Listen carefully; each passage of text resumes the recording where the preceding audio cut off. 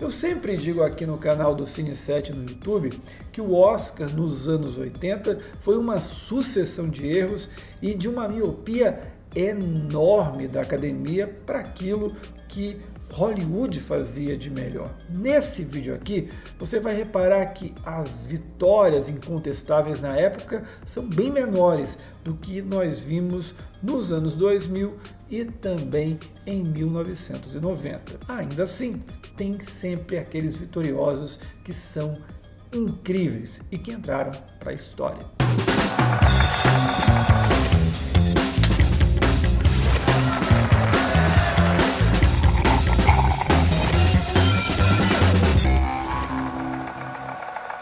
O Oscar 1980 trouxe um duelo de gigantes. De um lado, Kramer vs. Kramer.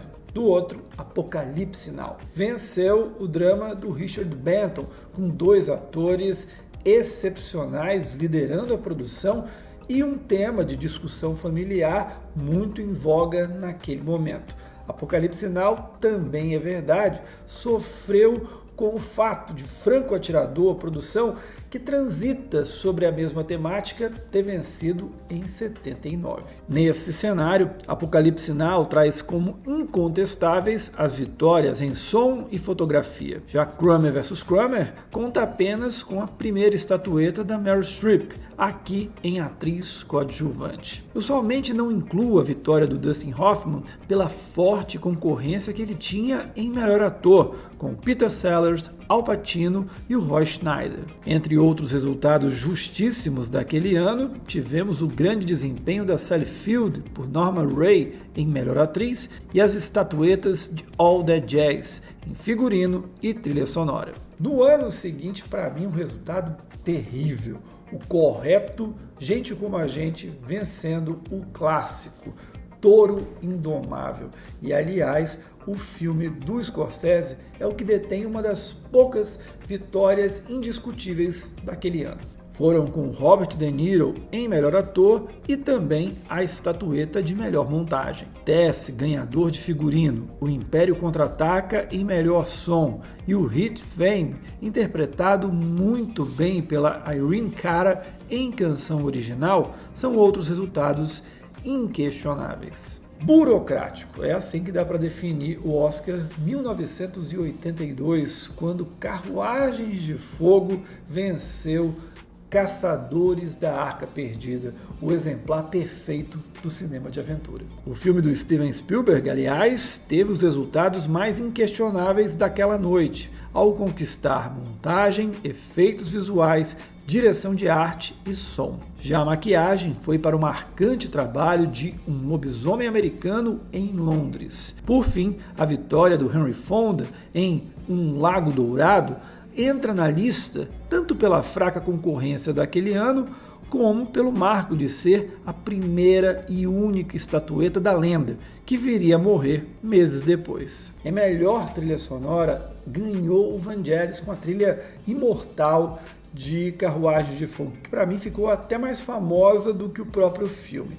Porém, naquele mesmo ano, estava disputando John Williams com a trilha de Os Caçadores da Arca Perdida.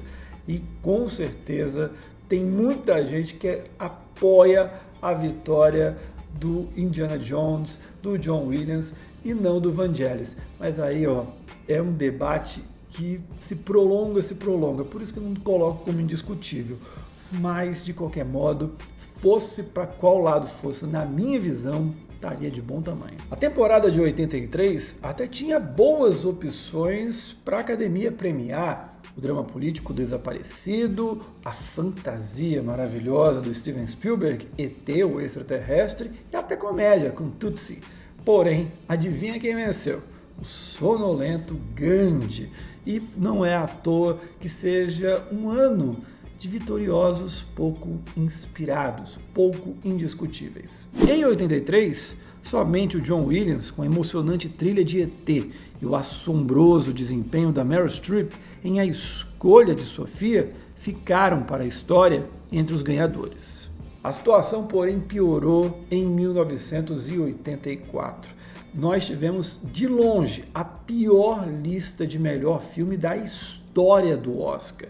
e foram tão poucas as boas opções que ficaram muito claras que elas fossem as vencedoras, e por isso gerou um bom número de vitoriosos inquestionáveis. O simpático Laços de Ternura estava bem acima dos demais candidatos na categoria máxima e também em roteiro adaptado. Se a Shirley MacLaine tinha a narrativa de já merecer o Oscar há muito tempo, as fracas adversárias em melhor atriz ajudaram a completar o cenário perfeito. O Jack Nicholson e a Linda Hunt de O Ano em que Vivemos em Perigo também sobraram nas respectivas disputas de coadjuvantes. Já o Ingmar Bergman aproveitou a chance e passou o trator com Fanny Alexander, conquistando merecidamente fotografia, figurino e filme em língua não inglesa. O correto, Os Eleitos, ganhou as categorias de som, onde já era esperado.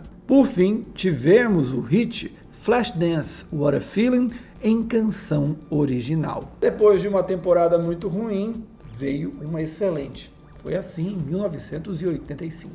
Dos 8 Oscars de Amadeus, 7 foram mais do que justos. Direção de arte, maquiagem, figurino, roteiro adaptado, ator com F. Murray Abraham, Milos Forman em direção e filme. Também dá para colocar no mesmo patamar a vitória do Hank S. Nigor de Gritos do Silêncio, em ator coadjuvante.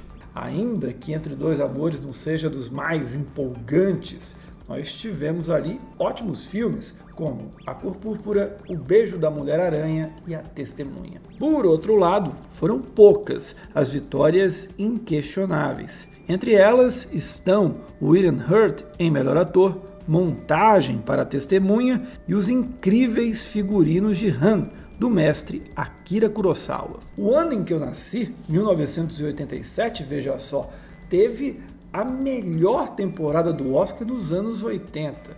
Não foi à toa que vieram de lá grandes vencedores. Teve o jazz de Por Volta da Meia-Noite em trilha sonora, a direção de arte de Uma Janela para o Amor, a maquiagem do assustador A Mosca, os efeitos visuais do Segundo Alien e o hit Take My Breath Away de Top Gun em canção original. Nas categorias principais, Woody Allen venceu o roteiro original com Hannah e Suas Irmãs. A produção ainda deu o justo Oscar da Diane Wiest em atriz coadjuvante. Já a primeira estatueta do Paul Newman por A Cor do Dinheiro veio em melhor ator, em que o veterano sobrou na corrida. Por fim, Platoon, apesar da grande concorrência, levou com méritos melhor filme. Chegamos a 88, ano em que uma produção foi soberana na temporada, e isso mesmo sem ser brilhante, ainda que extremamente grandiosa. Essa dimensão toda de O Último Imperador foi perfeita para sair com 9 estatuetas. Delas, destaco como inquestionáveis: melhor filme, direção para o Bernardo Bertolucci, fotografia, figurino e direção de arte. Robocop em efeitos sonoros e a maravilhosa I Have the Time of My Life de Dirty Dancing em canção original conseguiram beliscar o que sobrou no Oscar. Para fechar, Rayman superou boas produções como Ligações Perigosas e Mississippi em Chamas para ganhar o Oscar de 89. São ótimos filmes, ainda que nenhum deles seja realmente espetacular. Logo, foram nas categorias técnicas que esta edição teve os seus ganhadores incontestáveis. Beetlejuice em maquiagem, Ligações Perigosas em figurino e direção de arte e as 3 estatuetas de Roger Rabbit em efeitos visuais, sonoros e montagem. Nos prêmios principais, aponto apenas para o Dustin Hoffman em melhor ator, com Rayman.